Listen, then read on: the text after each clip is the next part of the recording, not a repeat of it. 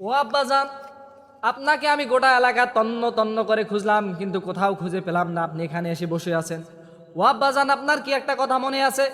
গতবার রমজানে আপনি আমাকে একটা কথা দিয়েছিলেন, কেননা আমার ছোট ছোট ভাই ব্রাদারের বিয়ে হয়ে গেল, আমার বিয়ে হলো না। আপনি বলছিলেন এবার রমজানে আমার বিয়ে দিবেন। আজ দিয়ে 18টা রোজা গত হয়ে গেল, আপনি এখন পর্যন্ত আমার বিয়ের কথা বললেন না গো আব্বা। ও আব্বা, আপনার কি মতামত, আপনি একটু আমাকে খুলে বলেন। এই হারামজাদা, এই তুই আমারে কি কইলি? তুই আমারে কি কইলি? তোর এই আব্বা জানরে তুই কি কইলি?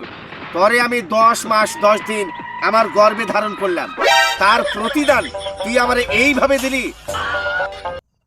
আপনার পেটে মানে? তা কইতে কইতে তুই একটা কথা ভুল হইতেই পারে। আজ পর্যন্ত তোর বড় ভাইয়েরা আমার সামনে দাঁড়াইয়া বিয়ার কথা কইতে পারলো না, আর তুই আমার ছোট পোলা হইয়া আমার মনের মধ্যে কষ্ট দিয়া তুই কথাটা কইয়া ফেললি। আব্বাজান, এখানে কষ্ট পাওয়ার কি আছে? বিয়ে তো ফরজ কাজ, ফরজ বিধান, আল্লাহর বিধান মানতেই হবে। আরে বেটা, বিয়ে করা ফরজ এই কথাটা তোর মনে থাকে, কিন্তু 5 বার মসজিদে যাইতে হবে, 5 ওয়াক্ত নামাজ পড়তে হবে, নামাজ ফরজ, এইটা তোর মনে থাকে না রে বেটা, এইটা তোর মনে থাকে না। তুই আমারে হাসাইলি রে বেটা, তুই আমারে হাসাইলি। ও আব্বা, এবার কেন জানি উল্টা লাইনে চলে গেলেন। বিয়ে যে জীবনে একবার ফরজ, নামাজ আজ না হয় কাল, কাল না হয় পরশু পড়া যাবে, কিন্তু বিয়ে যে একবারই ফরজ। এই বিয়ে না করলে যে আমি আর থাকতে পারতেছি না।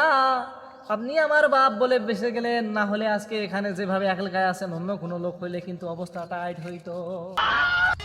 হারামজাদা কইলো কি রে?